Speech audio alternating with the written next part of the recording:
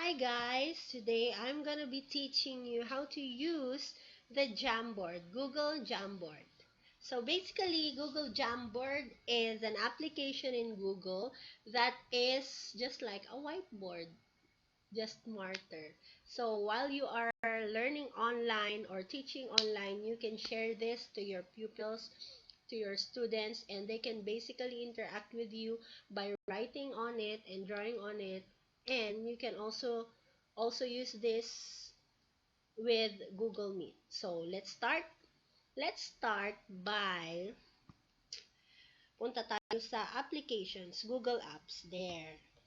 On the upper right corner of your screen sa Google. Click that one and then look for, make sure you are signed in, guys. Look for the Jamboard. There you go, Jamboard. So when you open that, okay, let's move my face. You will see a list or ano ba tawag dito? A list of the Jamboards that you have created. Pero iisa pa lang and hindi ko pa na-experiment. So, let's try to make a new one. Click nyo itong plus sign dito sa lower right corner of your screen. Right? So, click that one and let's make a new Jamboard. Loading. Excuse me, guys. So, guys, makikita dito sa ating Jamboard is this. Let's go to the upper left corner. Untitled Jam. You double-click that and then let's rename our jam. Example, your lesson is about the letter A. Letter A. Example lang. Sa preschool tayo. Alright? Letter A. Na-title na natin yan. Here, you can add several frames. Create frame. Ganyan. On the left corner here, you can see the pen. Click nyo yan. Click nyo yan. Pwede nyong gamitin ang pen. O, click natin yan. Pwede kayong mag-draw.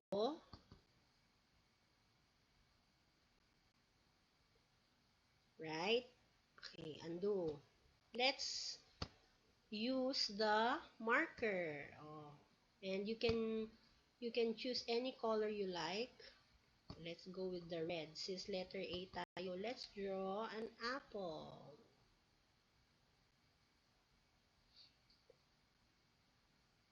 Ayan. Example, apple yan na ha. Hindi ako perfect na drawer. Alright. Na artist pala. You can also use highlighter and a brush. O, try natin yung brush. Lagyan natin ng leaf. Ay, ganun lang pala yun. Green ba yan? Hindi naman yan green ah. Okay. And we're done. So, you can also use the eraser. Pag in-erase natin yan, erase, erase, erase, erase, erase, erase. Like that. If you want to undo something, you can erase it. Then, yung arrow is for selection. So, kung ano yung gusto nyong i-select dyan, you can choose background. Click natin yan. Pwede nyong ilagay yung background, ganyan. Pwede kayong mamili. And pag i-clear nyo yung frame, kunwari nag-drawing na kayo dito at marami ng drawing dyan at explanation, pwede nyong i-clear yung frame. Magiging white na naman yan, babalik sa background. And then this one is sticky note. Example, nagdi-discuss kayo, no? Tapos lagyan nyo ng sticky note. Example, letter. Let's click on it. Letter A. Yan. And lalagay nyo lang dyan. Pwede kayong mamili ng color na gusto nyo. Okay, I like the blue. Letter A. Apple. Example lang po. Okay. At mag-a-appear dyan. If you're going to click the select, pwede nating i-move yan. letter A. Pwede nating i-move yan. Pwedeng i-resize para mas malaki. And then, kapag papabasahin nyo sila, example, pwede ito. Let's read this all together. Letter A. Pwede nyong gawin yun. Ganyan. Apple. Yan. Pwede nyong i-encircle. Pwede nyong i-underline. And when you share it, for example, shinare nyo yan, maa-access yan ng students nyo. Ibig sabihin, pinanonood nila yung ginagawa nyo habang nagdi-discuss kayo, and then at the same time, they can also answer your questions. You can also add, okay, let's go back sa dito. We can also add image here. Pwede tayong mamili if you're going to upload and select files from our device or diretso sa Google search or Google Drive or Photos. So, search tayo ng letter A, worksheets.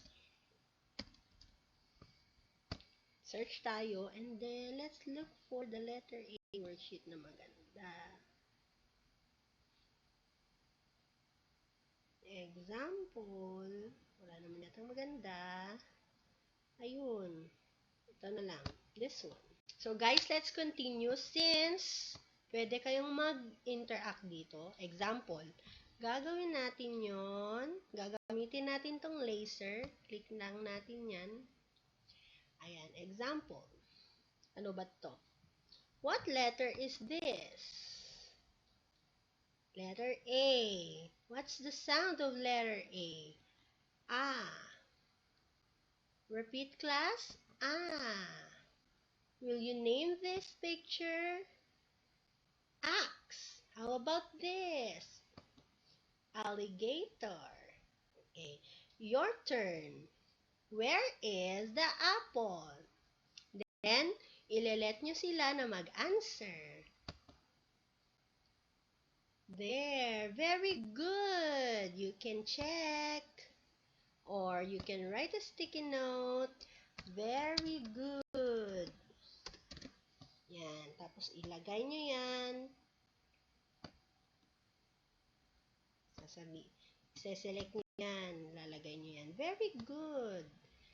And then, your turn. Again. Where is the ant? Tapos, i-encircle niya yan. Ant. Good job. Sasabihin mo na naman. Good job na naman. Ant. Yan. Yan, mag-a-appear yan sa screen ng bata. At kung ano yung i-drawing ng bata, mag-a-appear din dito. Example, encircle the letter A. Example, yung answer ng bata, ito. Mag-a-appear yan. Tapos, sasabihin mo na naman, very good. And then, kung gusto mong i-clear yung frame, i-clear natin yung frame. O kaya, let's go to another frame. Create kayo ng frame ulit.